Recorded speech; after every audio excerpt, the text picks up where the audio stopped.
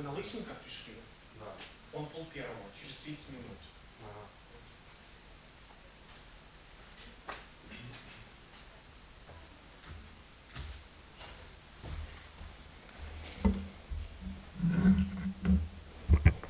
Колеги, доброго дня. Дякую всім, хто Good afternoon, dear colleagues. Thank you for coming. Thank you for watching us online. And we continue in the pilot project Spokesman of Peaceful Life. We are going to speak about humanitarian help and about the project by Caritas Ukraine and the public initiative Vostok.SOS as to those who suffered from military actions in the ATO area. According to the official data, more than 1,800 people were killed, and about 1,500 were the victims of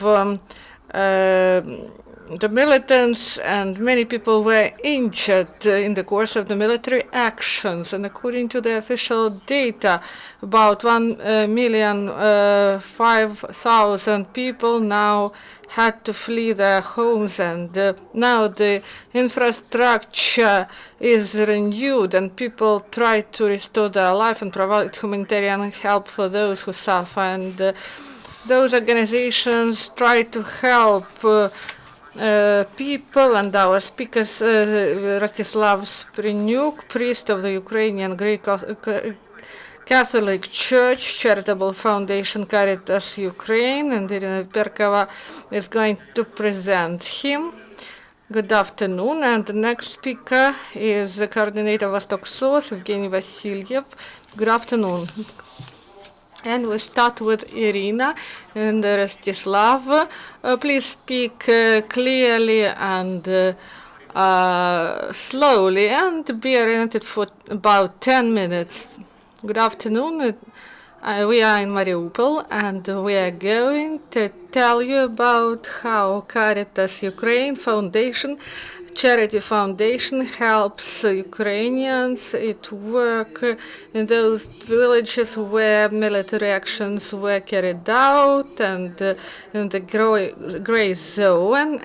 Rostislav is going to tell you how this fund is helping to prepare local residents for the winter. I'm a Greek Catholic Church priest, and I'm the director of the foundation Caritas Mariupol, that is a subdivision of Caritas Ukraine in Mariupol, and we cover all Donetsk Oblast from Shirokino to Avdiivka included. And at the moment, we have a difficult situation in a buffer or gray or red zone, you can name it as you like, in villages and towns at the front line. And people are left without help, and the biggest problems that there's no fuel, they can't heat their homes, there's no medicines, there are some outbreaks of AIDS, tuberculosis, and in order to help people, our partners and our organization do everything possible in order to provide people with the basic necessities. And the policy of Caritas is not to solve all the problems, but to provide the most necessary help in order to survive this winter. And now we provide fuel pallets for those people in the buffer zone who live in the villages of the buffer zone. And we cover such settlements as Chermali, Karlovske, Hnotove, Novoselivka, Mariinka, and we provide 700 pallets for each household, and we also provide some furnaces and electric heaters for people. We provided for free. This is joint project of Caritas Ukraine and Caritas Austria, and also other countries joined the initiative. It's Caritas Germany, Caritas Holland, and virtually for the 2016-2017, the projects are developed that provide assistance to people. And our assistance, each person can get help from our social representatives. That's why you can watch it on our video. So you can watch the video now. Good afternoon. Caritas Ukraine Charity Foundation, International Charity Fund. We monitored Gnutovo village, and we selected the most who are in need, and we provided them help with fuel pallets in order to that these people could survive the winter. And we came here today, and we provide 42 sacks of the pallets, and they look like this.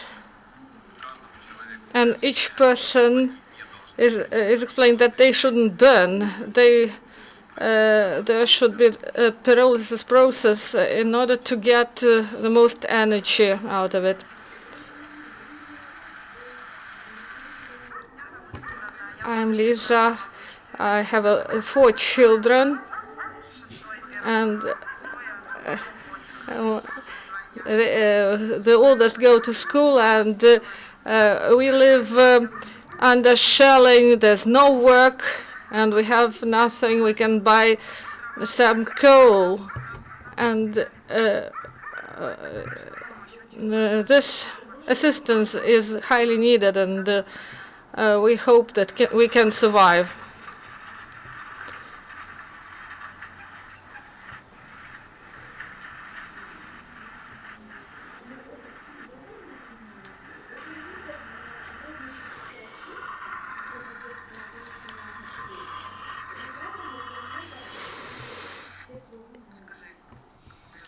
Igor, tell us how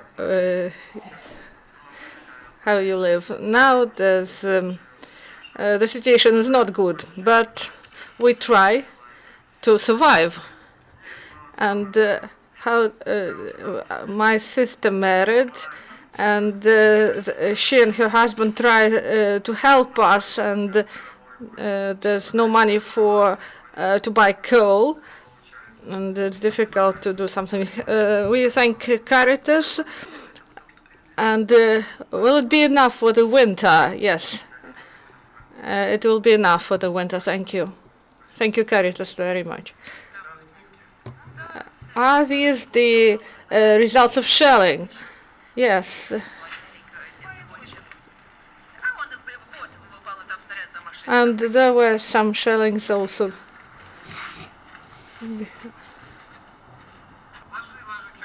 Put it down. We hope that you will feel comfortable and you will remember us. Thank you. Caritas Ukraine help peaceful residents in the ADO area. Irina Rostyslav. We watched the video, maybe some final remarks, or maybe we can give the floor to Yevhen. No, I don't want to take Yevgeny's time. Final remark is as follows. We would wish not only the charity organization, but also the government pay attention to the villages in the buffer zone, in the small towns, because they are just they have to cope with those situations on their own. If we do not foster in those residents love of their land, we are going to lose them, and we'll have another very bad situation. Thank you. Please stay tuned because in about 10 minutes we are going to have a very short Q&A session. Evgeny, you have the floor. Good afternoon. I represent the initiative of Charity Foundation Vostok.SOS is SOS, the short history of ours. The Vostok.SOS initiative was established on May the 5th, 2014.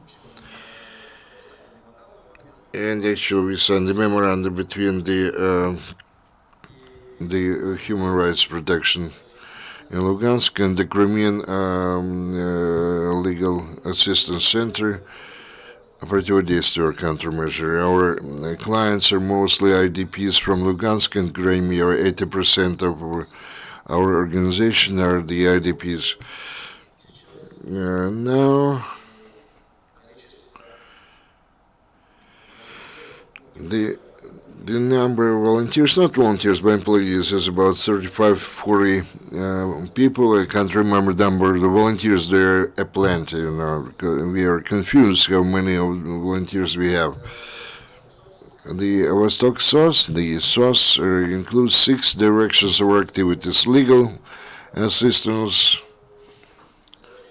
hotline, humanitarian aid in Kiev and humanitarian aid in the east, and documentation. We also have our own information portal.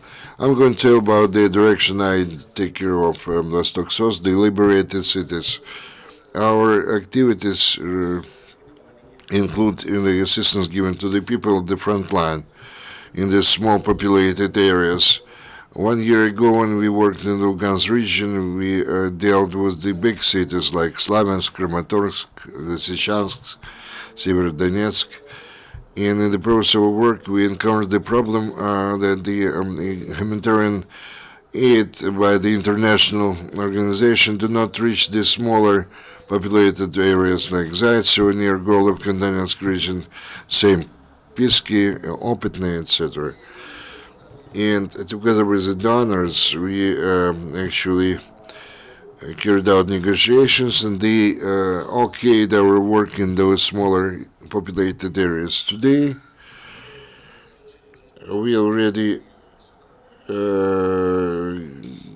made the first trip to the east.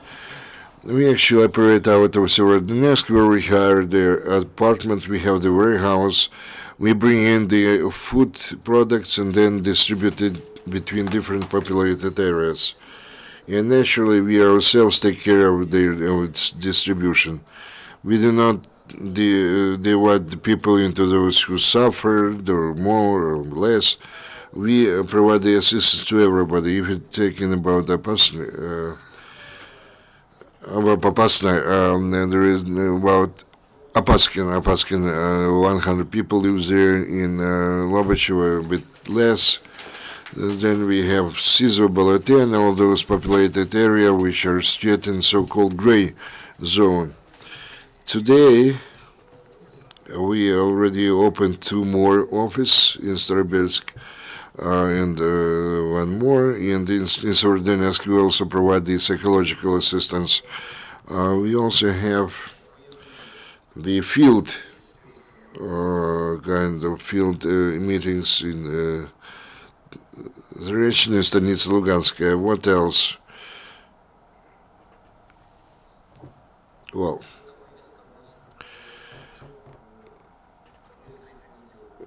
we've been in the Ukraine for the 3rd week now. Yesterday we visited the settlement Prvomaiskaya near Pisky.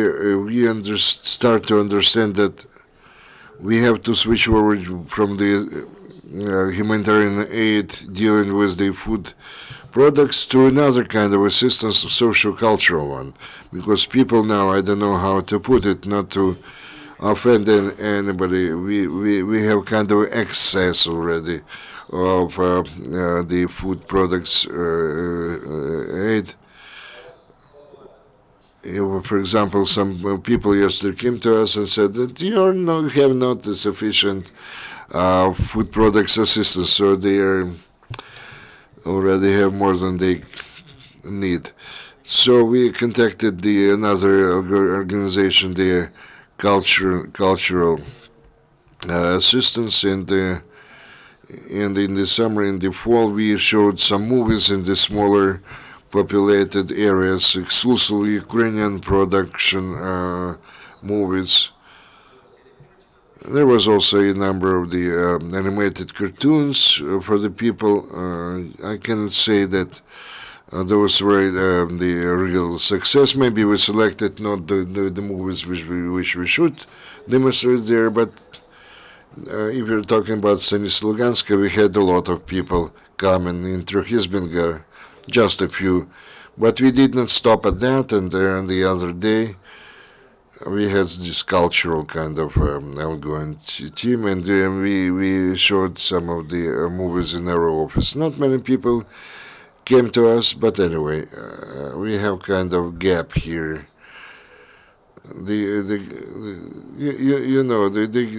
guys come here and show the movies, and we will try to improve this situation. We are going to work in a different way in order to attract more people. Thank you, Evgeny. Now we have the Q&A session. I have some clarification addressed to both Rostyslav and Yevgen. Statistical question. Do you have some figures how many people during this year or over the period of ITO operation addressed you? Who you provided assistance to? Do you have such statistics? And second question, do you help the Ukrainian citizens who temporarily reside in the occupied territory? And speaking about the hotline or your email or mail, how people can address you. But please be brief because we are very much pressed on time. Thank you. Who is the first to answer? Okay, I can say you the following. How many people addressed us? About 40,000 addressed us, and we provided help to about 20,000 families. Well, if speaking about the people, on the average, 3 members of the family, so we have to multiply by the factor of 3. Whether we provide help on the uncontrolled by the government of Ukraine territories, yes, we do that. We actually, Caritas Austria, we helped provide the humanitarian aid with the food products. Your contacts, my telephone number 067283926. So please call me. This is not the hotline of Caritas. This is my personal phone number. But since I'm the director, so I give this number. Thank you, Rostislav. Yevhen. While speaking about statistics, this is an easy question to answer. We've been working for almost 2 years now. And the only thing I can say that we have the monthly reports on our sites. So over the last 3 months, every month our organization provides assistance to about over 4,000 people. I'm talking about humanitarian assistance, legal assistance, and all 6 directions along which we are working. The second question, as regards the territory controlled by the combatants or separatists, we used to help those people, but those were target-oriented assistance like medications and some products, and it becomes ever more difficult to work on those territories. We had some cases when we distributed our assistance in the gray zone, and the people came from those territories also were provided with our assistance. We would like very much to work in those territories, but we do not have the opportunity to do that. The people who stay there, who are prepared to work from those territories, is very dangerous to them, so we don't know what will be the result of this effort, because all the international organizations were ousted from those territories, and I don't know who can work there in non-target way. As for the telephone numbers, there are quite a few. I can give you my number. it's easier for the people to visit our website, and there are all the telephone numbers for legal, psychological, and humanitarian assistance. Thanks, Yevgen. Thanks, Rostyslav and Irina. Dear colleagues, if you have some questions, please introduce. Sergey Milachuk, UCMC. Mr. Rostyslav, can you tell me the Orthodox, most Orthodox east of Ukraine, how they perceive the assistance given by the Caritas to other religious confession to yours, for example? Do you have some kind of misunderstanding or some kind of resistance to you as a representative of a different confession? Can you please tell me, when you are hungry or when you starve, when you're given bread, are you going to ask what confession this or another person who gives you that bread belongs to?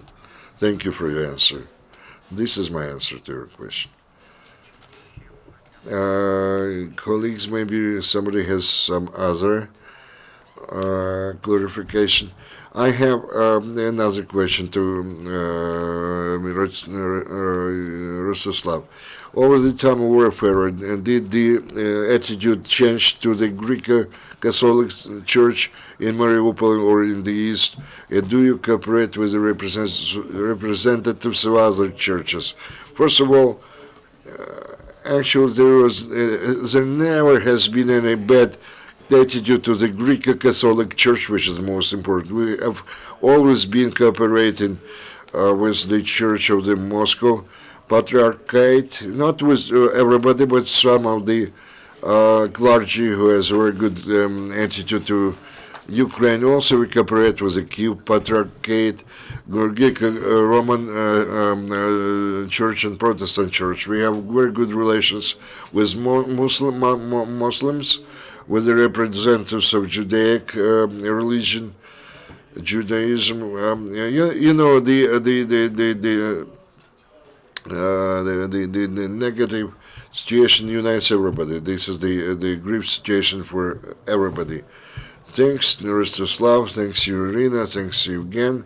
This is the end of our press conference, and we hope that we'll hear you next year, and we'll be happy to see you here in our UCMC center. Thanks again, and see and hear you again. Thank you, and the best wishes to you.